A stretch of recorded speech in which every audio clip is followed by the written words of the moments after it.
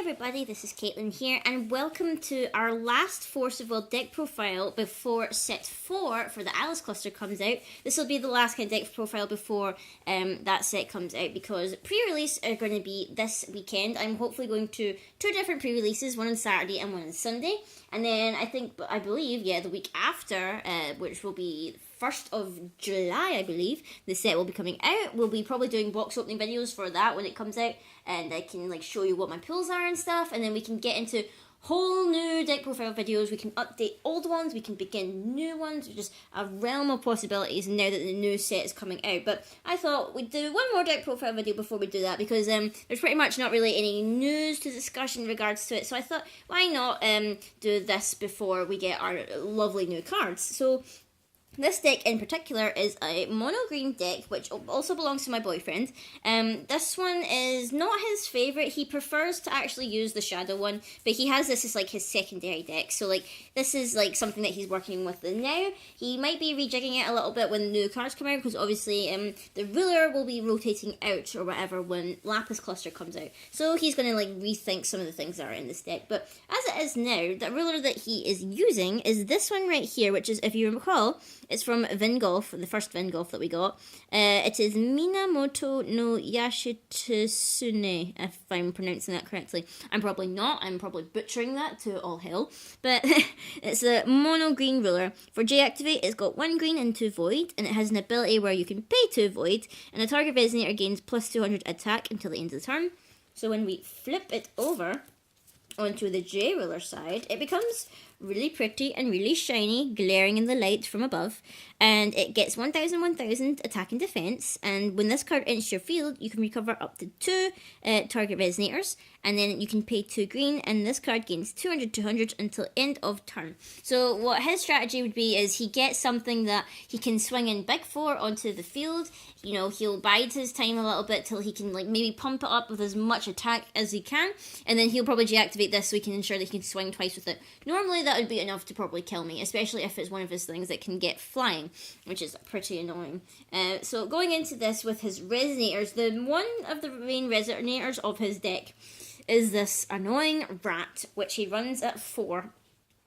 This is Ratatoskr. I can never pronounce the name of some of these things because they have really funny names. It's a 1-drop with 0 attack and 200 defense, and it has a lot of effects here, so bear with me till I read it all out and explain it. When beasts you control cannot be targeted by spells or abilities your opponent controls during your opponent's turn. Wind Resonators in your hand gain quick cast. Ooh, bless me. I've had a wee sneeze there in between my discussion. And oh, bless me again. I apologise. It's so unprofessional. Where was I? Oh yeah.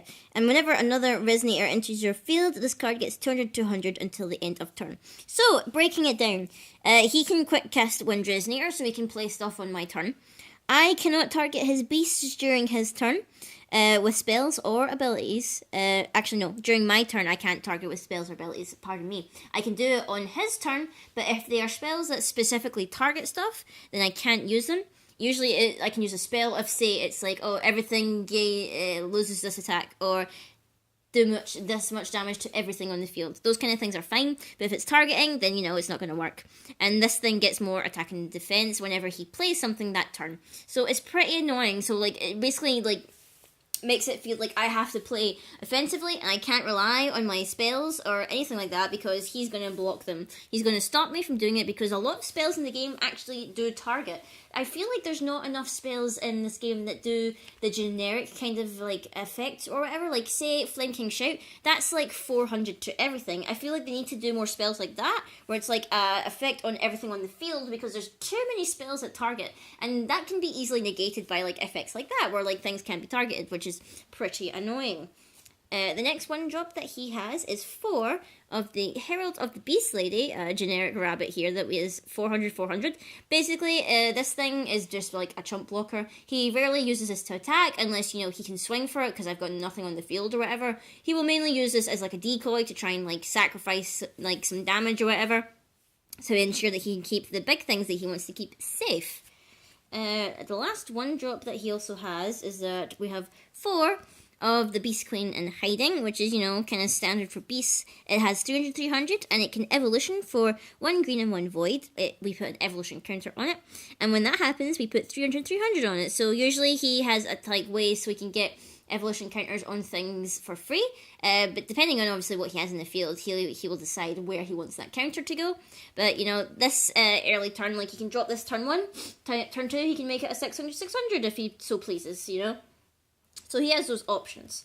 In terms of 2 drops, we have the entry of these ridiculous birds that I can never pronounce the name of because they've got really stupid, hard to pronounce names. I'm just going to call this the Drinker of Death because that's the more easier option. It's a 500, 500. You can evolution it for 1 void, and when you do, it gains 300, 300.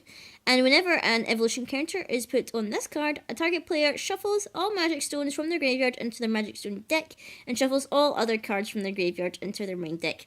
I never really understood that secondary effect. Like, magic stones in your graveyard, I don't really recall how that could happen, but I suppose, you know, you could, you know, use it to shuffle cards back into your deck or whatever. The other 2 drop that we have is we have 3 of this thing here, the other birdie or whatever that has counter effects. It is the bird that envelops the sky, and it's a 12 apostle thingy. It's 500, 500 as well. This one's a bit more expensive in terms of its evolution. As you can see, it's 2 green and 2 void. And as long as there are 1 or more evolution counters on this card, it gains 300, 300 and flying. So it's basically the only bird out of all these evolution birds that can actually fly, which is kind of ridiculous considering that they are massive, they are quite clearly birds, and as far as I can tell, their wings aren't clipped, so they surely should be able to fly. But, you know, I'm not the creator of this game, I'm not the one that's writing the lore. Whenever an evolution counter is put on this card, you may put an evolution counter on target Resonator with no counters on it. So essentially, he pays the 4 to evolution it, he can put a counter on something else for free, which he will no doubt want to put it on one of his other birds. For instance, he might want to put it on this bird right here, which is a 3 drop, which he's running 3 of. It's the Eraser of Wind, Vedfolnir. These things, and I swear to God, their names are ridiculous. It's 700, 700. This one's evolution is 1, and you need to discard a beast, so he would preferably want to try and put the counter on it for free if he could. And whenever you can put an evolution counter on this card, it gains 300, 300 on target attack. So essentially, it's a 1000, 1000, which is, you know, pretty dumb, considering.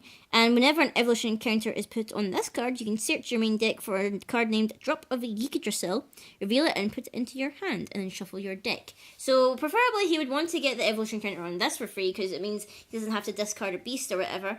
And, you know, if he's paying 4 counters anyway for the other thing, you know, he'd like to put another counter on this so he can get a 1000, 1000. Although, generally he'd prefer to, like, get, like, more attack or whatever on the other bird because that one has flying. Unlike this one for some reason. I don't understand why these things don't have fly.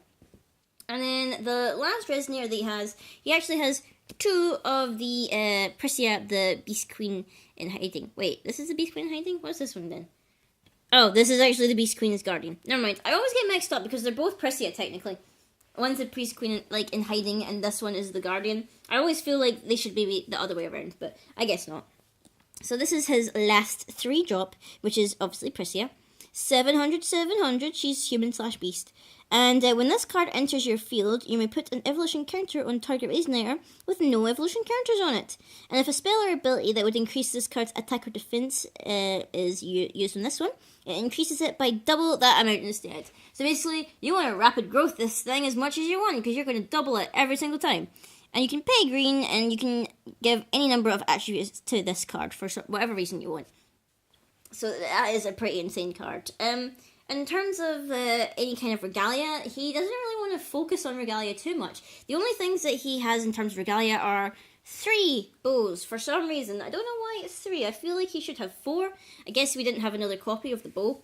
But if you've seen like most of my deck profiles, you kind of already know what the bow does. You know, put 2 counters on it, bow stuff. You can, you know, deal. What was it, 400? Yeah, 400 damage to something that's attacking or blocking. Pretty standard, but I feel like there won't really be a need for bows for much longer, because I feel like Regalia like that one, they're going to probably phase out unless you're playing Arla, because it's really not worth it to include that in your thing where you can include something else, because you're only going to get 2 uses out of it, and it feels like it works better with Arla in like the long run or whatever.